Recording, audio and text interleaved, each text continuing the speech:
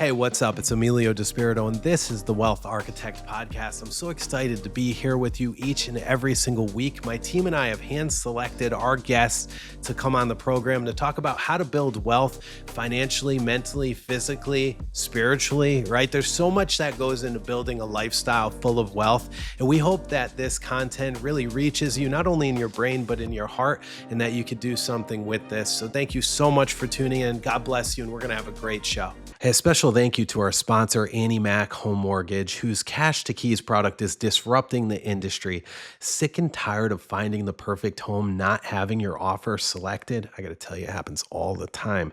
With Cash to Keys, Annie Mac gives sellers a cash guarantee for each of their buyers' offers. Stop bidding and hoping. Instead, bid with Annie Mac and bid with confidence. Don't just bid, but win. Annie Mac Mortgage. Have you ever heard of upfront underwriting? Well, I haven't until I started working with Movement Mortgage. Movement Mortgage is one of the top loan originators around the country. Specifically, I want to give a thank you to Matt Bates. And if you're lucky enough to live in Rhode Island, Massachusetts, Connecticut, or New Hampshire, I strongly suggest you contact Matt Bates at rimortgageguy.com. Again, rimortgageguy.com, and he's going to help you to find that dream home. He does upfront underwriting, which means they fully approve you for a mortgage before you even place offers, increasing your chances of winning that dream home. rimortgageguy.com. Season 3, Episode 1. I'm Emilio Despirito. This is the Wealth Architect, and we're here with my friend Mike Cesaroni. Did I say that right? You nailed it. Cesaroni. Yeah, you nailed it. Right. Cool. I've been calling myself Cesaroni for my entire life, but my father corrects me all the time. It's Cesaroni. Tomato, right? Yeah, You know, it's like I Americanized it a little right. bit. Good. Yeah. Well, it's nice to have you here, Mike. I've been following your podcast, the Mindset Radio podcast, which is unbelievable, by the way. If you're tuning in, if you haven't heard this podcast, you're going to want to check it out. You can find it on YouTube and Instagram as well, Spotify, too. Instagram, YouTube. Awesome. So Mike also, we're going to dive in and learn a lot more about this gentleman. I met him, what was it, about 2 months ago, maybe? Mm-hmm. We met each other. Yep. I've just seen you and your wife, Sheena, all over the internet, everywhere. We have people in the same circle somewhat, right? And some of that's overlapping. And I admire what you guys are doing in so many ways. And really, I think you have a great story where, and I'll let you tell it, but it sounds like you came from maybe humble beginnings. You got in a little bit of trouble growing up. Yeah. You found yourself out of that. And now you're building a lifestyle of wealth, not only financially, but mentally, physically, and maybe even spiritually as well. We're going to talk with you about that. So let's dive in. Yeah. So I grew up in Cumberland, Rhode Island, to a single mom. She did very, very well. She worked at CVS in the Woonsocket location. So we were in that neighborhood right across in Cumberland where the old Benny's was down that street. Mm-hmm. Awesome neighborhood. I had a stepfather that she ended up marrying that they had a child with, who my younger brother now is Jacob, who works for me now. He's my lead guy. Nice. I had a good childhood. I can't complain, but I got into a lot of trouble. There was, back in those days, and I say those days, I sound old when I say that, but we were outside all the time, and there was a lot of things that you could get involved in, and if you didn't have people around you to tell you stay away from that, you could go in a direction that was not, good or healthy or a lot of different things. So I ended up choosing a tough direction. I surrounded myself with the wrong people. Yep. And I knew I did. I always knew that there was a group of people I wanted to be around, and then there was a group of people that I was forced to be around because they were just in my neighborhood. Mm-hmm. And that led to just doing drugs at an early age, drinking at an early age. I had severe ADHD. I mean, I was always getting into fights at school. I couldn't pay attention. I had a really, school just did not come naturally. I was really bad at it. So boring. I was like, my son is very similar. He's like, why do we have to do this? I can just figure this out another way. Like, this doesn't make sense. I just was very rebellious against things that I was not interested in. I got to ask you, do you think that people are a product of their environment? Do you believe in that? Yeah. You do? Yeah. You said about to a degree. People in your neighborhood, you were kind of like stuck dealing with them. Yeah. Yeah. I think if I was in another neighborhood, not saying that it was a bad neighborhood, because it's a very good neighborhood, but the kids that I was around that were smoking cigarettes at an early age, that were stealing my Adderall. And I'm like, why do they even like this stuff? Like, I got put on Adderall at a very young age. That also was a very, something that hindered me very much because, I think I was 12 years old when they first put me on. It was like 60 milligrams of Adderall a day, which is absurd. Yeah. Anybody who knows that's a lot. And I would just get stuck in my head with my own thoughts. And it was just, I was like caged almost.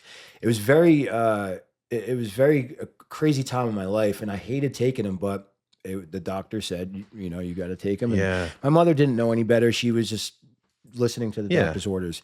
So I had friends that would come over. My house was like the cool house because my mom was never home. So I always had 20 people in my house.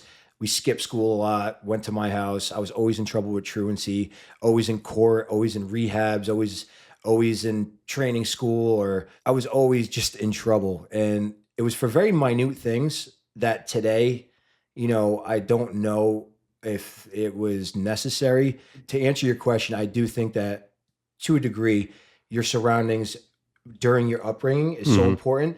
And what's most important is if you don't have somebody that knows right from wrong to tell you, hey, don't go down that path. Yeah.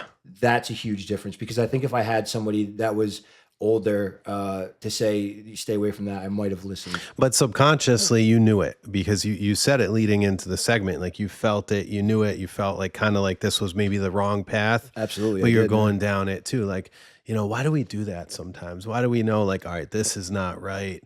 I think it changes as you get older, right? Yeah. You get wiser, right? You're like, no, this is dumb. I'm not going to do that again. But why do we do that as kids? Is it lack of experience? Is it lack of wisdom? Is it? I think you're just searching. I think you're searching for what feels right, for what's right and wrong, for what you want to, who you are. You're searching for your personality, because when you're young, you don't know. You don't find out really who you are until your late 20s, like mid 20s, like really. Yeah. So like when you're young, you're just searching for like an answer. You don't know, somebody could tell you, don't do that, but maybe the more they tell you, the more you might want to try it, because you're like, well, why not? Sure. Yeah. We're humans. Like, so don't touch that. That's hot. Exactly. What do we do? Yeah. So it's a little bit of that, but yeah, it was a great childhood. I learned a lot from it. It actually made me, again, everything that I went through made me who I am today. All those things created such a hard, such discipline in me that I'm able to instill now, because I went through all of that stuff, Was there one lesson that you learned when you were a kid that really kind of, you look back on all the time and it taught you something so valuable where you can look back at that all the time now? Probably, my surroundings. Like, really what I tell my kids now is be careful who you hang out with. I guess that But would be the didn't biggest your thing. mom tell you that when you were a kid too? Not really. She didn't, like, there was one kid that like she wasn't crazy about, but no, she was, for the most part, it was kind of the Wild West. She was working all day. She got home. It was very laid back. I did have a stepfather that was a big part of my life. That was my brother's father. And he was, on disability. He stayed home for the portion of the time. So like, I didn't have, someone to really, I guess, look up to. Got it. Yeah. Got it. Yeah. So my mom would always say, birds of a feather flock together, Emilio, and that always stuck with me. I was like, yeah, what do you know, Mom? You're boring. What do you know? So did you get that though? When your mom would tell you, did you listen? No, not at all. Yeah. Because I knew everything. Yeah. And when you're young, right, we think we know everything, but we really know nothing. No. Yeah. And then it comes to a point where you get older, and you have 5 children between you and Sheena, right? You guys have a blended family, which is amazing. It's awesome. I love that. That's great. Yeah. I come from a blended family, and the dynamic is so cool. But you learn, you're like, wow, my parents were so right about so much stuff. Yeah. And I think that hit me when I was probably like 27. I started seeing that. What age did it hit you? You said late 20s? Yeah, late 20s, It's a guy thing. mid 20s. I finally started putting the pieces together on like what was actually I should be doing. Women learn earlier. They're like 23, 24, maybe 25, but we're a little late with that. My younger sister, she was like always an adult to me. She was only 6 months older, but I always felt like she had the answers. Yeah. She was someone that I always like looked up to. She'd be like, Michael, stay away, don't do that. And she was someone I listened to. That's amazing. Yeah. So, all right. So from coming from that, right, and getting yourself out of that trouble, your late 20s or so, what at what age did you realize that you wanted to do something bigger with your life? You wanted to start businesses, you wanted to employ people, you wanted to create a lifestyle full of wealth and all of those different areas we discussed earlier. It was at a young age. I was always an entrepreneur type. I remember in I think it was Boy Scouts, we had these competitions where whoever would sell the most this or that. I think Oh, it I was love that candy stuff. or I forget what it So was. good for remember kids. Remember the chocolate bars, Yeah, like the yeah, big the box? dollar chocolate bars. Yes. Yes. And whoever sells the most gets to throw the first pitch out of the Red Sox game. I crushed it. I like blew everybody out of the water. I used techniques that I actually remember, and I'm like, wow, I use that now with some of my I stuff. love that. That's awesome. And so I did that, and shortly after graduating, actually while I was in high school, I found a connection in China for jerseys, and I would buy them at a cheaper price. And when I saw one, I said, "Wow, this is a triple stitched Mitchell and Ness authentic NFL jersey. They're like $180 around here. I got it for 20. So I'm like, okay, Was it real? no, it was a knockoff. Just looked It good. just looked great. Yeah. It was the best knockoff. Like even now, like some of the knockoffs you can't tell. Wow. So I would go to bars, I would go to tailgate parties, I would go to Gillette Stadium and just walk around with a bag full of jerseys, and I Wow. would make $80 off of each jersey. And we cleaned house one year. So like I always had that, like, when fidget spinners came out, I found a connection in China where I got just thousands of them, and I made good money with that too.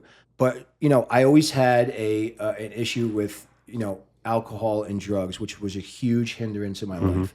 And I openly talk about it because if there's somebody that can learn from this, I really I feel like I did my part. I feel like I went through it for a reason.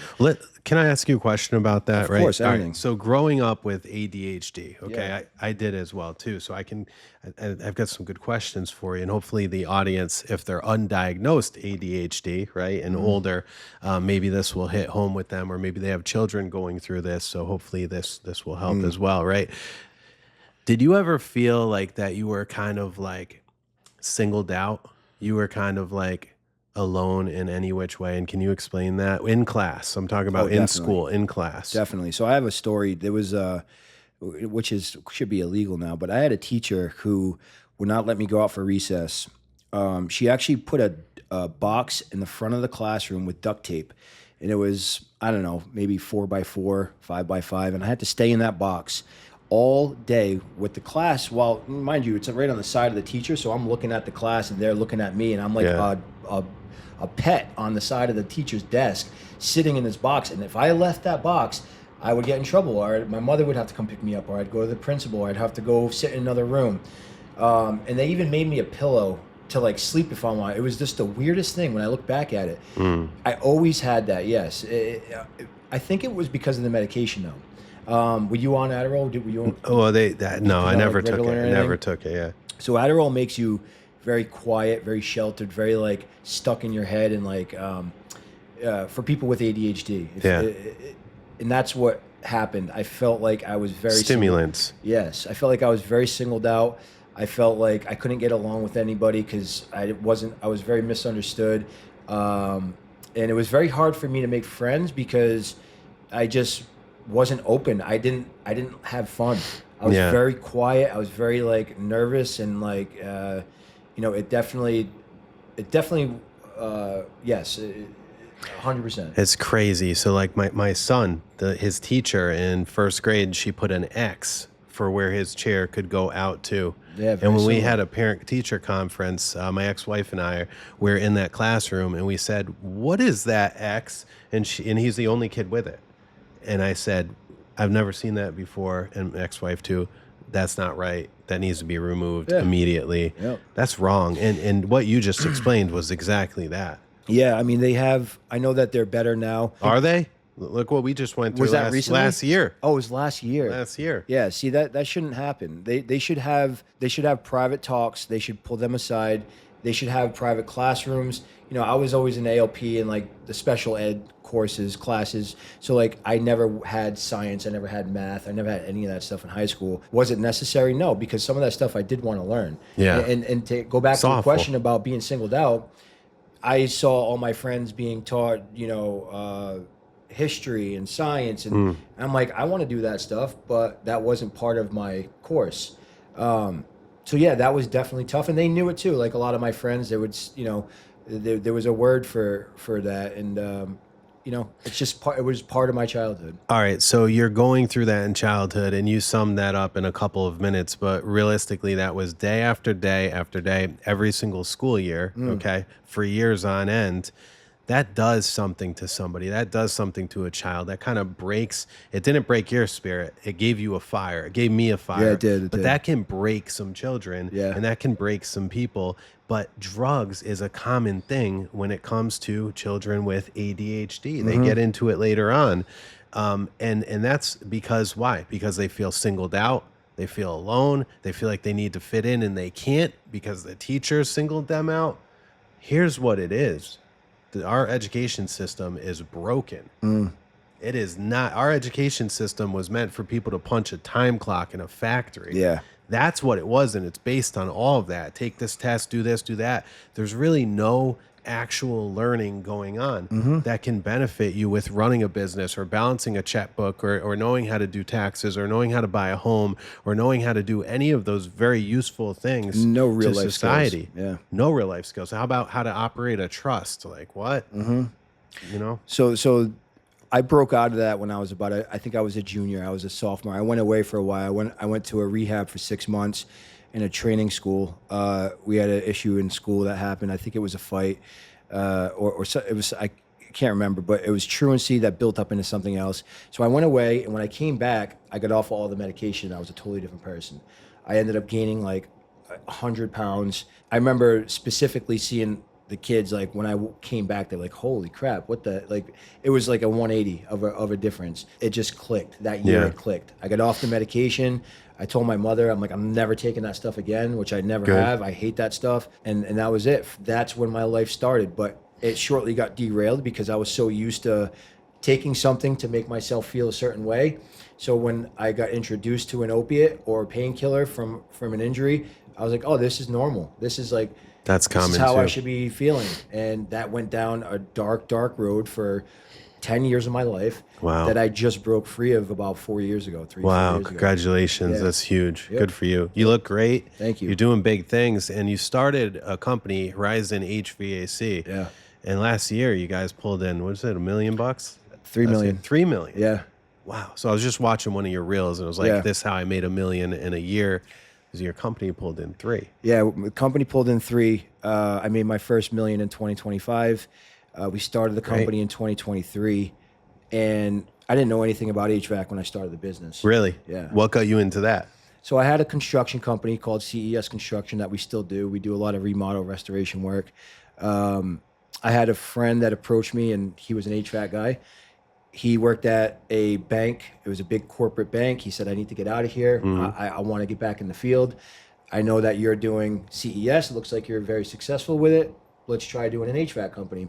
So I did a ton of research that night, and I wanted to know if there was a spot, if the market needed another company. So I found out very quickly that there was a gap in the market.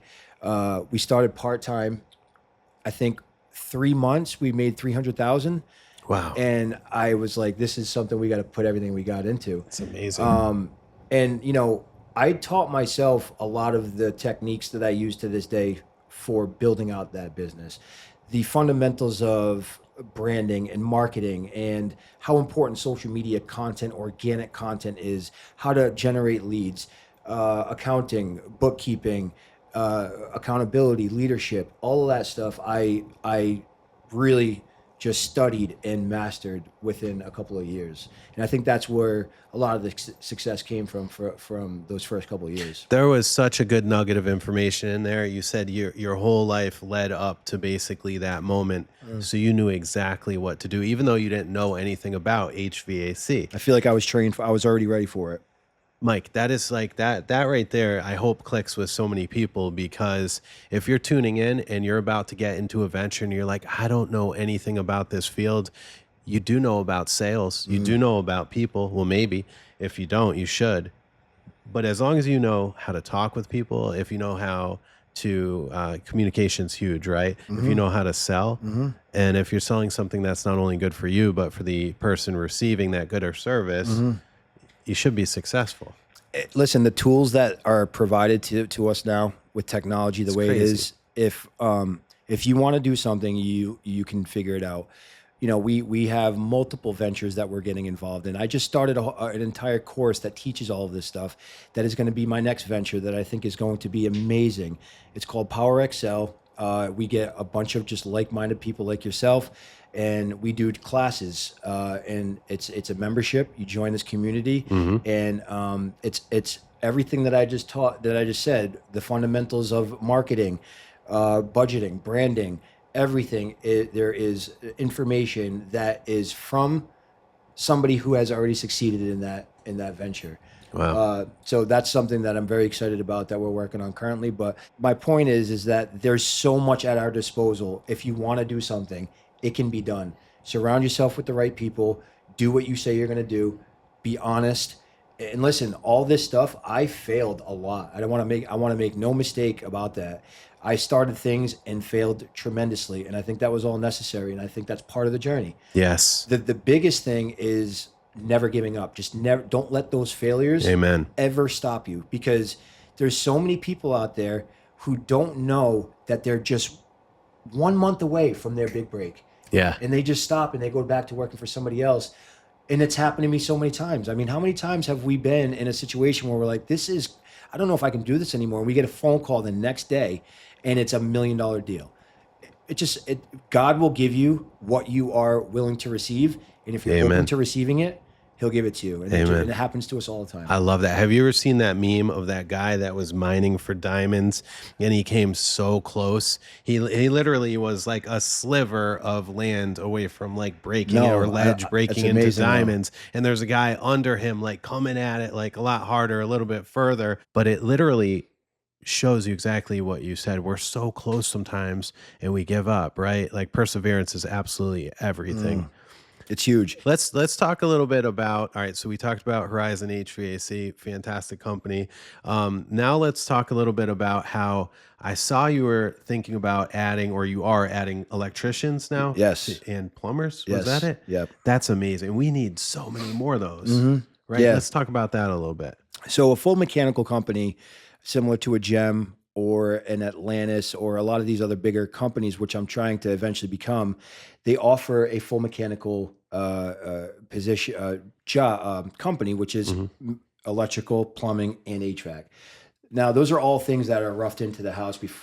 They're very important pieces of a build. Huge. And the thing about that is you need to hold.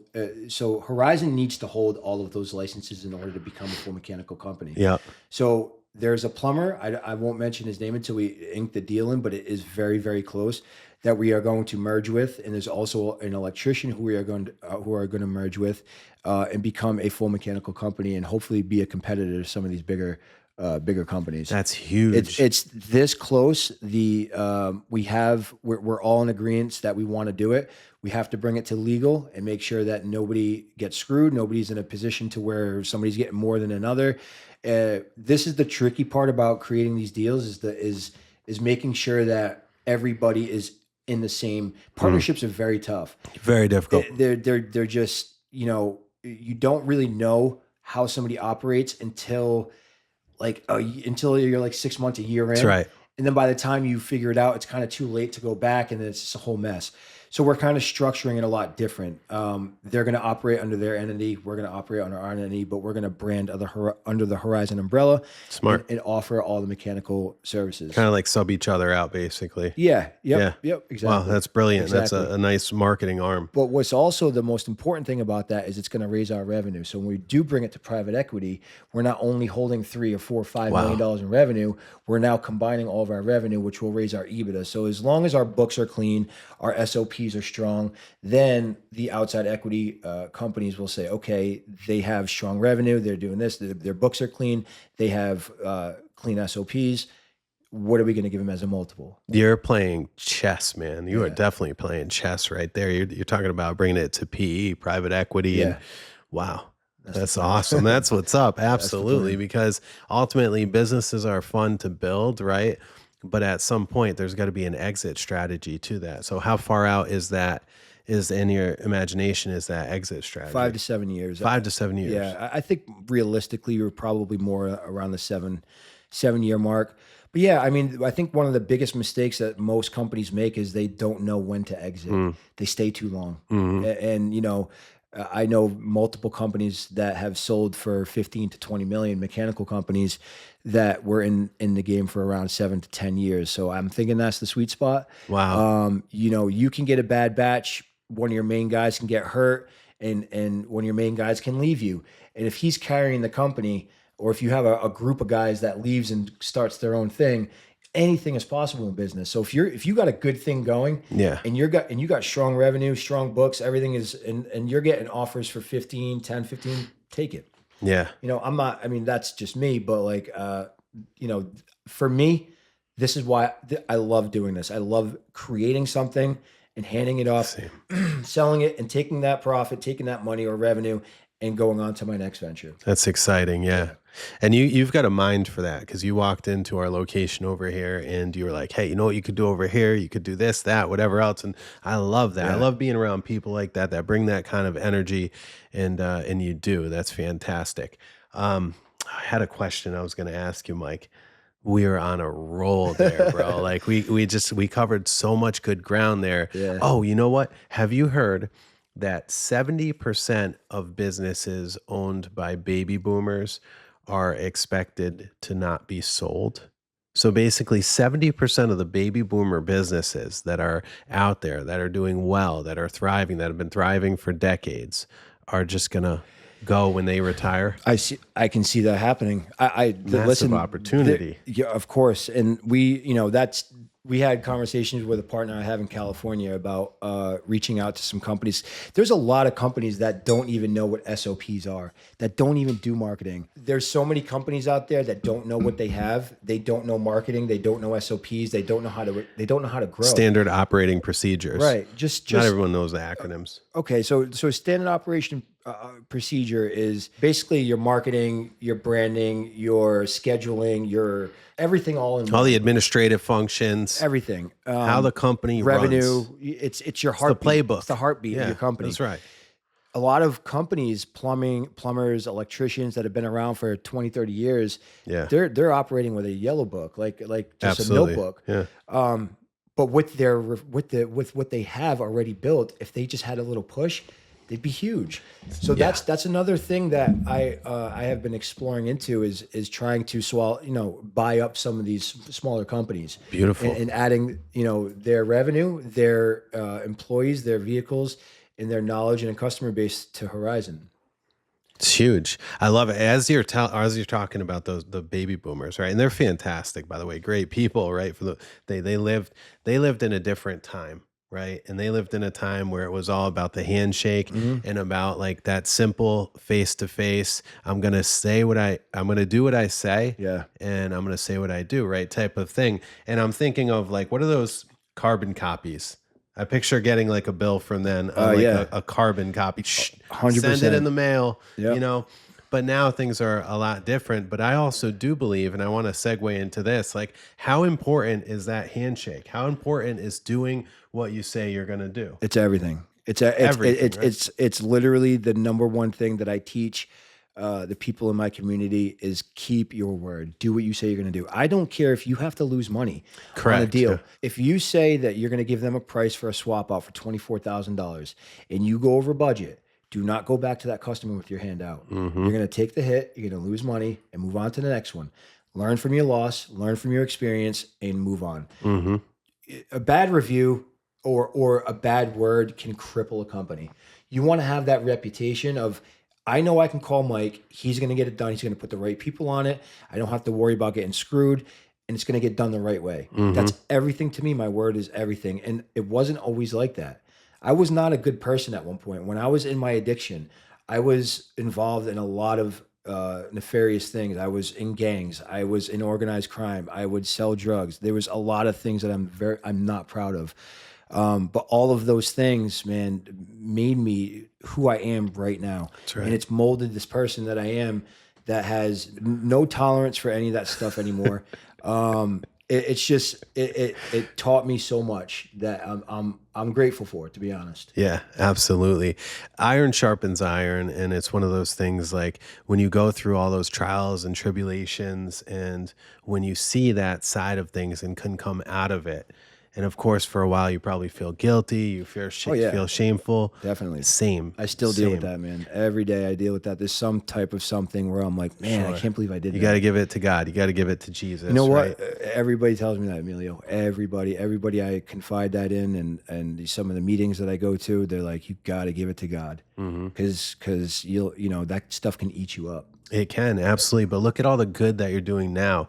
And like there's story after story, with people in our community, with you, with me, with a lot of successful people that lived on the other side of things, realized what they were doing wrong. They got hit in the face with reality one way or the other. They hit the rock bottom, but then they came up. You could have stayed there, and you chose not to. You chose to do something great with the skills that you were giving. And now you're giving back. Now you're pouring back.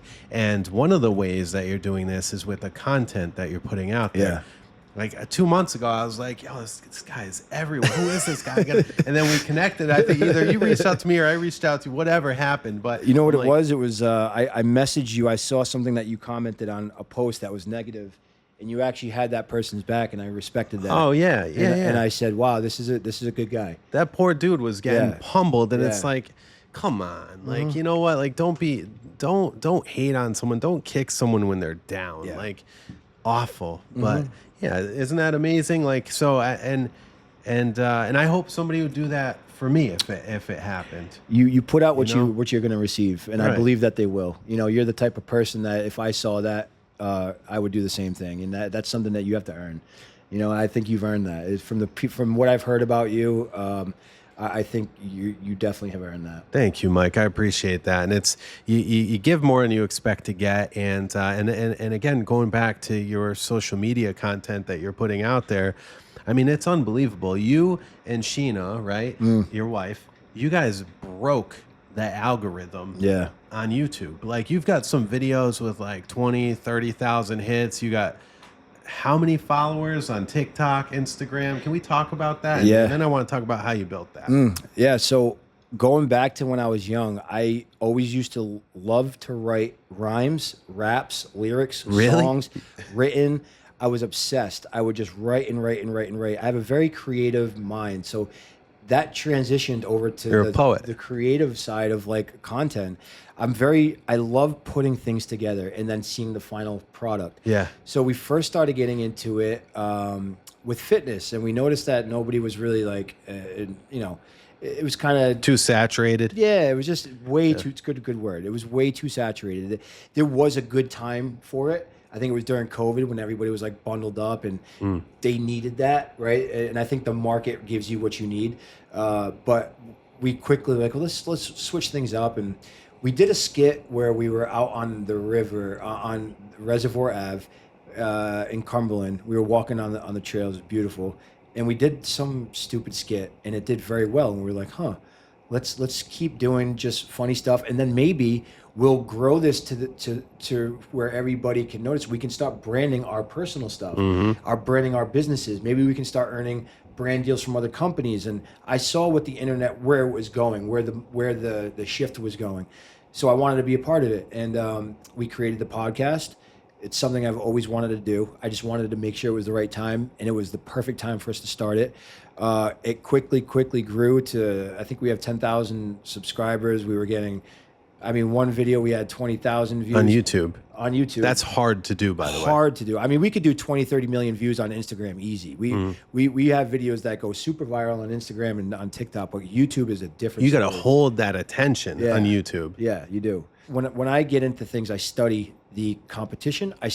So like politics, right? I study the left, I study the right. I want to know everything about it, because when I talk about it, I want to be versed on both sides.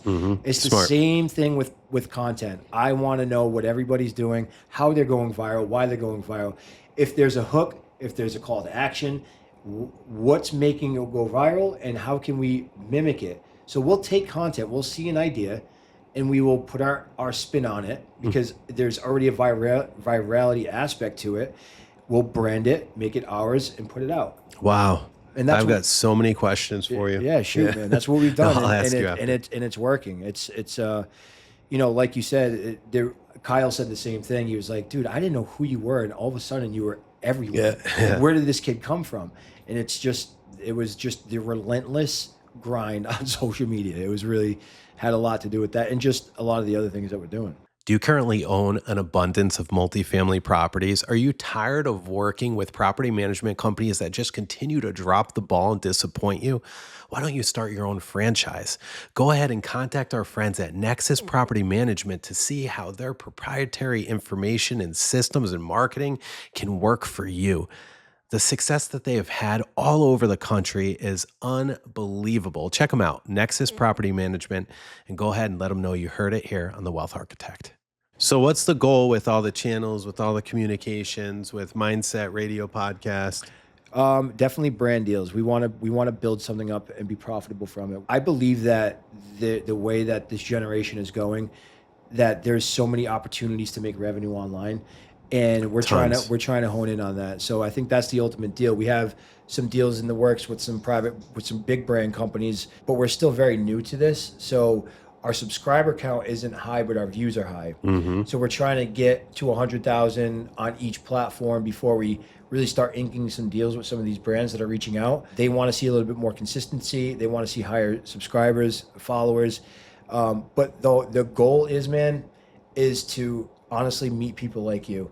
The goal for the podcast was to be able to interview people in Rhode Island who are at high levels in life, who are doing big deals, and work my way into it.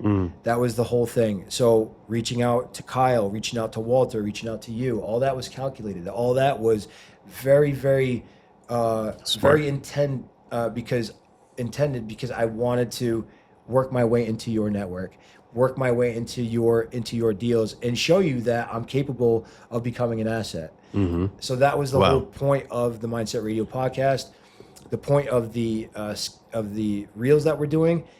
And what I'm starting to do now is the community that we're building to end up becoming profitable from eventually. So it's definitely, and it's a lot of fun. Mike, you led with service, right? You led with inviting these people on your podcast. Now you're here. You may have gone on some of the other podcasts, and that network is the most powerful thing you can build. And that opens up so many doors where you can't even imagine where that's going to take you. It does. I was on a phone call with Walter King the other day, and he said the same thing. He said, you're putting so many lures out in the water that one of these days a big fish is gonna grab on. Yeah. And I think that's the mentality that I have even before he said that, was just plant as many seeds as you can through your journey, because you never know what's really going to take off, and what's really cool too is we're able to provide value to the people who come on. So like we create cool reels, we boost their brand, we boost our brand, and it's like just a joint thing where we can all grow together. Collaboration. Yeah, absolutely everything. Man, your network is your net worth. 100%, absolutely. That's huge for me. I know what I wanted to ask you. I wanted to ask you, what do those brand deals look like, right? So for a social media account that has, 10,000, 20,000, 30,000 followers, like what do those brand deals look like when they say, hey, I want you and your wife to make a commercial that we're going to use? Can you talk about how those are monetized? And so they do what's called user UGAs, UGCs, user generated content. So you'll make content for that brand, and they'll pay you $5,000, $7,000 to $10,000 for that piece of content. So whatever contract they put together, whether it's two stories, 2 reels, and a UGC. That is the valuation of that for about where we're going to be probably in the next 6 months is about $5,000 to $10,000 a contract.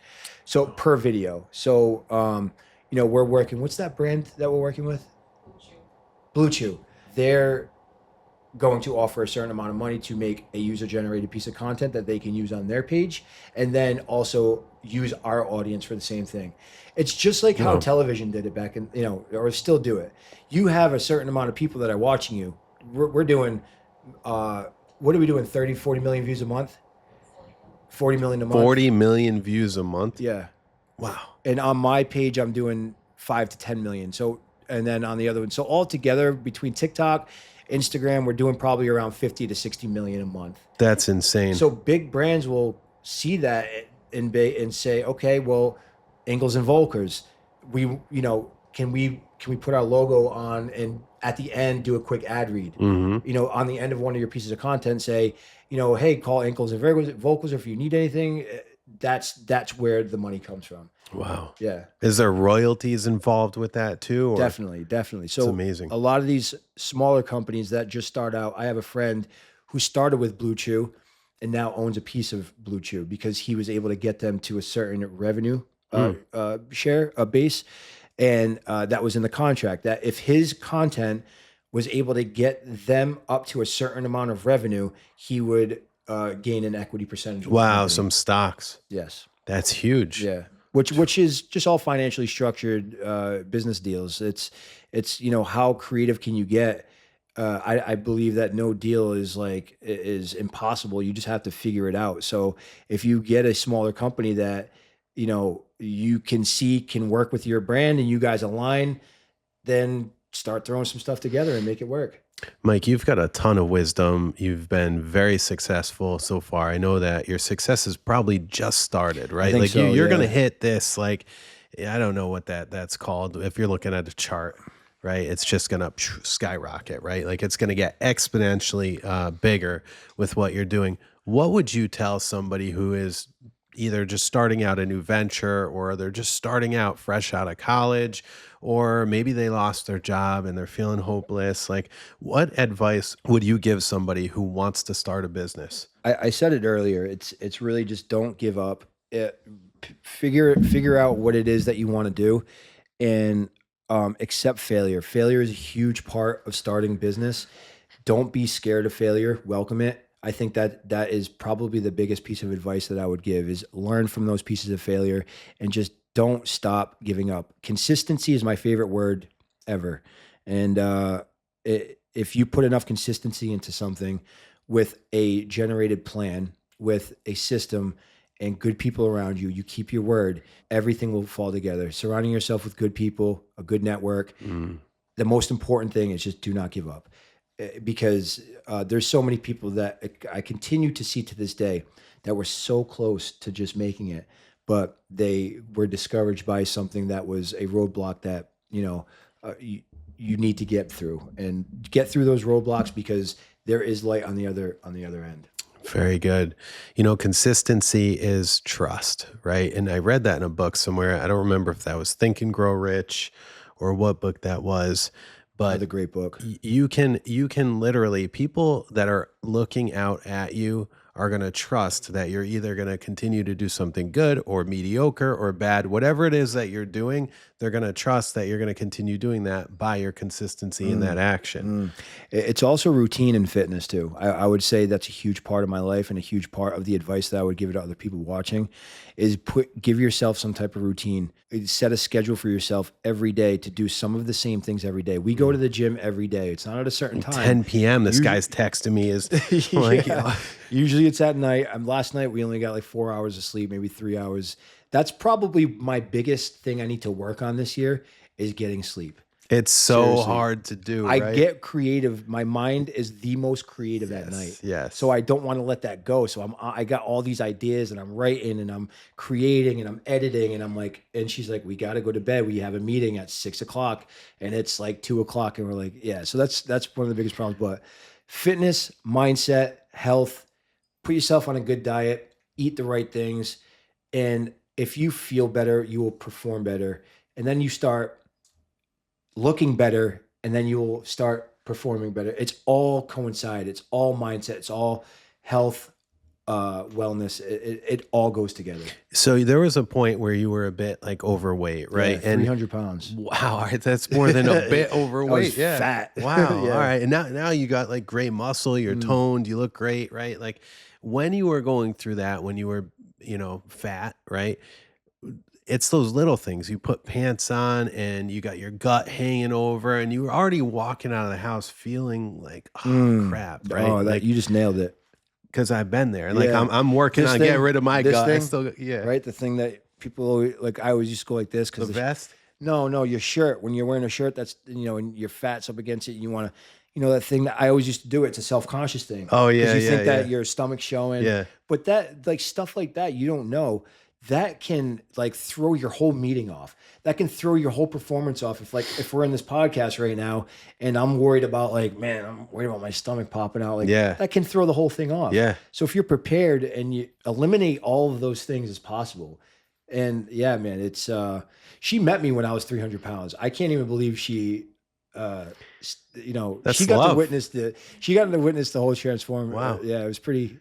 But that's awesome. That's how you know, like, that's love, Yeah, right? and I just want to say I could not do any of this without her. Sheena, right? Yeah, she's Wife. a huge part of my life. Awesome. I mean, huge part of my success. She's my right hand.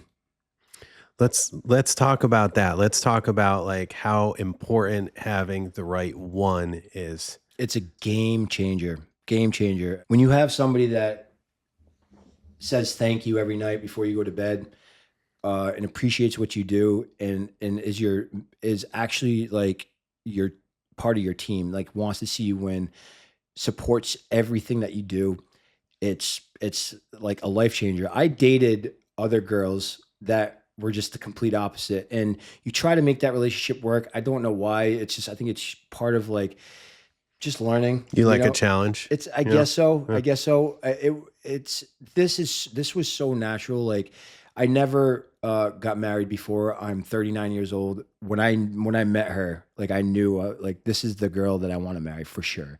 She's just always so positive. Like, when you have that around you all the time, it just makes life so much easier. It's so important for a man to have that.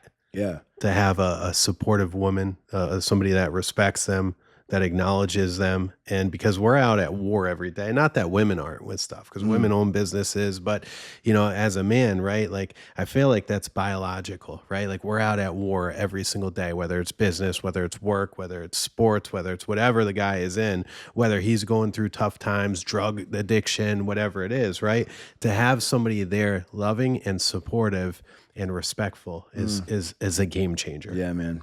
It really is. Men can move mountains and literally run the earth, like, no problem, with the right woman behind them. Mm-hmm. Just the fact that, like, there's some things that, me and you might come across and be like, I don't know if I can do that.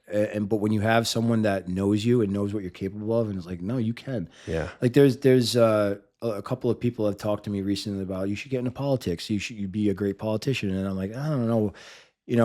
You would, but is that your passion? Right. I think I'd be good at it. I think I could do it. I'm like, I don't know. But she's like, no, you could do it. Like, you can do it. If you want to do it, go do it. And I will be here. I'll support you. Like, that's huge. She's an enabler. Yeah, for success. For success, for sure. That's absolutely awesome. Yeah. Mike, it's been so much fun talking with you, learning more about you. Anything that you want to say to the audience before? Just keep going, man. If you have something in your life that you're trying to overcome, just know that success is waiting for you, and you have to build some structure in your life. You have to put good people around you, and if you're around people that are holding you down, just get away from them. You're not going to miss them. You're going to meet so many good people in your journey, and just never give up. That's what I would say. You know what? One other question. I'm going to call this the curveball question. Who are the 5 most professional people to have in your life? If you're building a business network, the top 5 most beneficial professionals to have. Wow. Professions? Yeah. I know I threw you on the spot. That's why it's the curveball. Somebody that knows more than what you know in that particular. So with Horizon, I surround myself with people who know HVAC, who are way smarter than me. That's one. Smarter people, whatever you're in. 2, a real estate agent, a really good person that could find deals. 3, somebody who's been there before, a mentor, somebody who's built businesses, somebody who has the experience. 4 would be would you say? A financial advisor. Yes, a financial advisor. 100% an advisor. The right one, though. Yes. And probably, like, a lender, like somebody that trusts you with, because, like, you can have all these ideas and all these deals, but, like, if you don't have the money to do it, you have to come up with it somehow. So if Awesome. you can build a relationship with a lender, I would suggest that, getting that done too. Somebody who knows more than you, who specializes in what you do, a great real estate advisor, a mentor, a financial advisor, and a lender. Yeah. The money people too. I'm sure I could probably come up with better answers, but off the fly. Those are great answers. That's it right there. What do you mean? There's no, by the way, the thing about that question is if I dug deep, I'd be, yeah. There's no wrong answer to that, right? It's a good question. And everybody's in different industries, different things. But I love that question because it really makes your brain tick. And somebody might say, I didn't think about that. I really need to consult that person. Or, you know what? I don't know who my 5 are. Think about who your 5 are. Tech too. Like if you don't know tech, if you don't know the internet, get linked up with somebody who knows technology. Oh, that list doesn't end. Yeah, marketing. That's actually a really big one. Attorney. You want a really good attorney. Really good right? attorney. Really good business I attorney. would put that like number 2. It's huge. Yeah. Right. Yeah. CPA. Lender, attorney, tech, CPA. CPA is huge. CPA account. Yeah. Mentor. Building that referral network, building that network of people, your sphere of influence is absolutely massive. We hit so much great content today, and we've got Mike Cesaroni. I got that right. Yeah. All right. Yeah. Paisan, Mike Cesaroni with Horizon HVAC, as well as a slew of other companies, just absolutely crushing it out there. Go ahead and follow his podcast, Mindset Radio Podcast, right on YouTube, and make sure you like and share the segment and subscribe to The Wealth Architect. And any questions, or if you'd like to connect, feel free to leave comments or hit us up. We'll see you next time. Thanks.